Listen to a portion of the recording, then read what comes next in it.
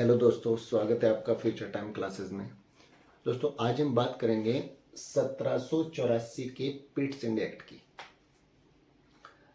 ये कंपनी के ऊपर सीधा नियंत्रण करने के लिए ब्रिटिश सरकार के द्वारा लाया गया था।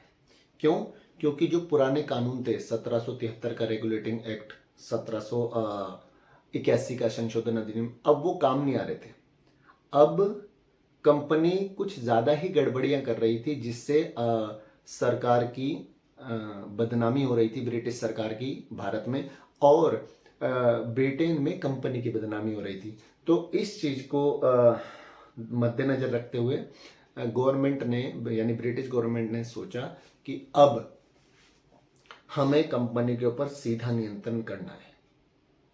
सीधा तो उस सीधे नियंत्रण को करने के लिए लाया गया 1784 का पिट्स इंडिया एक्ट। इसमें क्या बातें बोली गई ये हम डिस्कस करते हैं अभी। उससे भी पहले ये डिस्कस करते हैं कि कंपनी गड़बड़ कैसे कर रही थी, ठीक है, या किस तरह की गड़बड़ कर रही थी। आइए देखो भाई, ये ध्यान से देखेंगे, इंपॉर्टेंट है ये है कंपनी।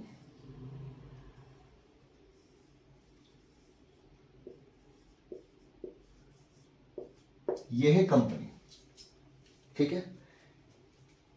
अब तक मतलब 1784 तक, उससे पहले पहले की बात कर रहा हूं मैं, कंपनी दो तरह के काम कर रही थी। एक काम ये और एक काम ये, दो तरह के काम कर रही थी। पहला काम था राजनीतिक काम,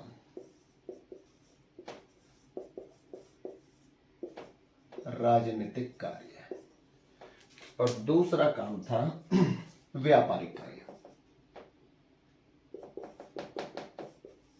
व्यापारिक कार्य। अब राजनीतिक काम में जैसे शासन चलाना,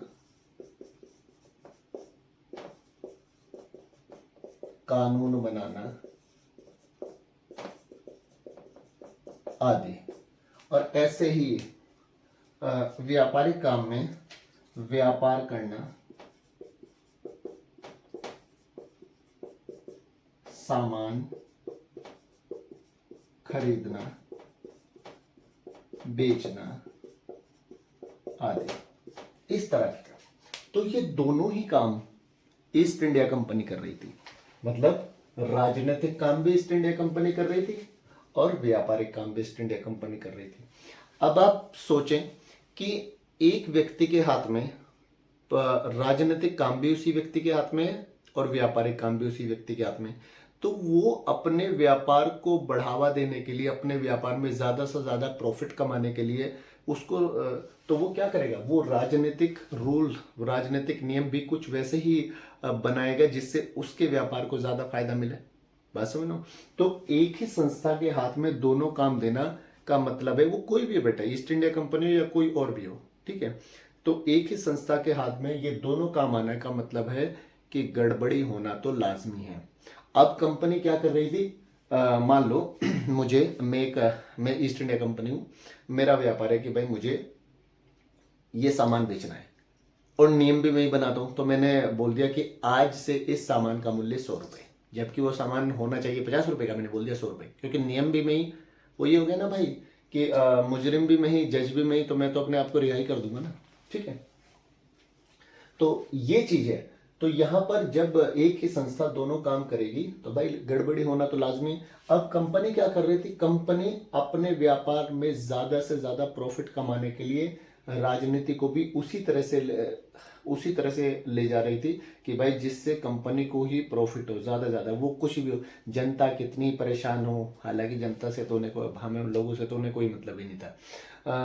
ब्रिटिश सरकार भी चाहे उसकी भी बदनामी, उससे भी कोई ताल्लुक नहीं था। तो ब्रिटिश सरकार ने इस पर नजर रखना शुरू किया कि भाई ये जो भी प्रशासन चला रही है, ये सारा का सारा राजनीतिक काम किस आधार पर कर रही है कंपनी, ताकि उसको ज्यादा से ज्यादा प्रॉफिट हो सके, ठीक है।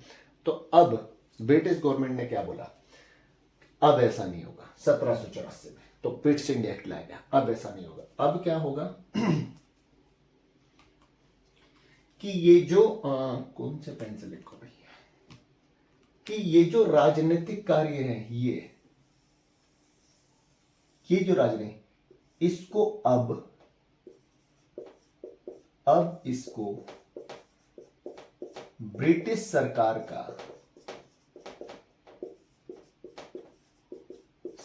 का बोर्ड ऑफ कंट्रोल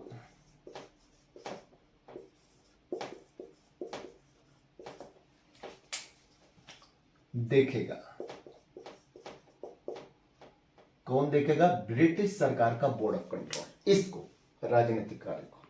और व्यापारिक काम को कंपनी खुद देखेगी, खुद देखेगी।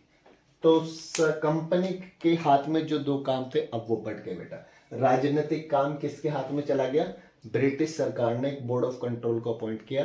अब ब्रिटिश सरकार का बोर्ड ऑफ कंट्रोल ये राजनीतिक काम को देखेगा, राजनीतिक कार्य करेगा, और कंपनी जो व्यापारिक काम था वो कंपनी करेगी। क्यों? क्योंकि कंपनी जब 1608 में सबसे पहले भारत आई थी, उसका मेन काम यही था, व्यापार करना। ठीक है, तो कंपनी खुद अपना व्यापार देखेगी। ऐसा क्यों किया गया? क्योंकि भैया कंपनी ज्यादा से ज्यादा प्रॉफिट कमाने के लिए उसका राजनीतिक काम का गलत फायदा उठा रही थी, जिससे कंपनी की बदनामी हो रही थी। कहां पर? ब्रिटेन में, और भारत में ब्रिटिश सरकार की बदनामी हो रही थी। तो इन चीजों से बचने के लिए, हालांकि ये भी कहा गया कि लोगों को राहत देने के लिए, ब्रिटिश सरकार ने लोगों को राहत देने के लिए, ताकि उनके साथ अन्याय ना हो, ये चीज करने के लिए ये लाया गया। तो हम कह सकते हैं भाई उसने अलग काम किया, लेकिन इन्होंने भी कोई ऐसा नहीं किया कि लोगों के लिए, भारतीयों के लिए कोई अच्छा काम करे। बोर्ड ऑफ कंट्रोल ने भी, उन्होंने भी इसी के आधार पर ही काम किया, लेकिन कुछ हद तक तो कम ही हुआ भाई। मान लो ये कह रहे थे कि ये हमारे सामान का रेट 100 रुपये है, तो इन्होंने कहा कि नहीं 100 नहीं, वो 95 होगा, 5 तो कम हुए। ठीक है, तो ये बात बोली गई इस पूरे के पूरे पीट्स इंडेक्स में। अब एक बात तो ये बोली गई कि इसके राजनीतिक काम को अलग कर दिया गया और व्यापारिक काम को अलग कर दिया गया। राजनीतिक कार्य कौन देखेगा? बोर्ड ऑफ कंट्रोल देखेगा। अब इस बोर्ड ऑफ कंट्रोल के हाथ में क्या क्या काम दिए गए? दूसरा पॉइंट, बस 2 ही बातें बोली गई इसमें। इसके हाथ में कौन कौन से काम है वो देखते हैं। इसको मैं हटा देता हूं।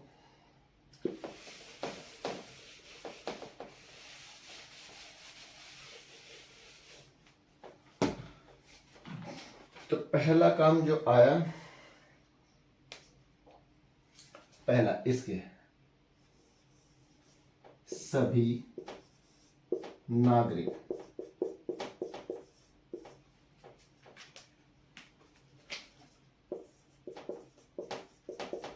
मामलों का अधिकार,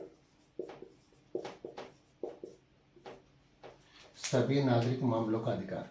नागरिक मामलों से रिलेटेड जितने भी अधिकार थे, सारे के सारे बोर्ड ऑफ कंट्रोल के पास आ गए, जैसे कानून व्यवस्था आदि, जैसे कानून बनाना, इस तरह के। दूसरा, सैन्य कार्यों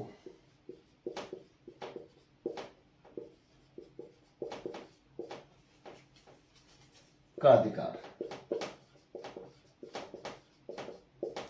सैन्य कार्य जैसे सेना का कंट्रोल करना, युद्ध करना, ये तमाम अधिकार अब सब किसके पास चले गए? बोर्ड ऑफ कंट्रोल के पास चले गए। पहले कंपनी के पास थे सारे, ईस्ट इंडिया कंपनी। जब मैं कंपनी बात बोलता हूं मतलब ईस्ट इंडिया कंपनी। ठीक है। तीसरा,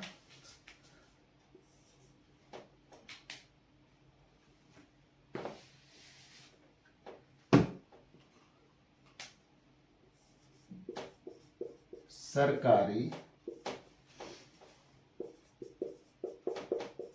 प्रशासन का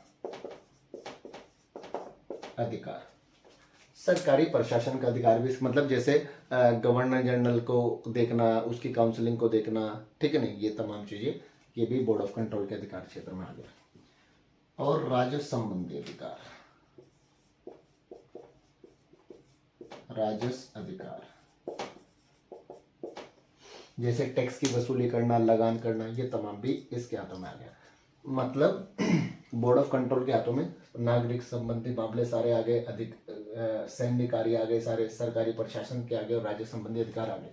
तो एक लाइन में बोलूं कि अब ब्रिटिश सरकार कंपनी के सर पर बैठ गई, अगर मैं बात बोलूँ तो सीधा नियंत्रण हो गया। तो अब करके दिखाओ, ठीक है, कि अब गड़बड़ी करके दिखाओ। लेकिन भैया गड़बड़ी तो फिर भी होती रही, ठीक है, लेकिन उस पर हम नहीं जाएंगे। हमने 1784 का पिट्स इंडिया, इसमें बस ये दो बातें बोली गई थी। ये था 1784 का Pitt's India act. Next class में हम एक नए एक्ट की बात करेंगे, जिसमें हम उसकी सारी बातों को कवर करेंगे। मैं फिर कह रहा हूँ बेटा, अगर आपको 1784 का पिट्स इंडिया एक्ट समझना है तो पहली क्लास देखें, यानी 1781 का, और 1781 का समझना है तो उससे पहली क्लास देखें 1773 का रेगुलेटिंग एक्ट। मतलब स्टेप बाय स्टेप चलना है, बीच में से पढ़ोगे नहीं समझ में आएगा। नेक्स्ट क्लास में मिलते हैं नए टॉपिक के साथ।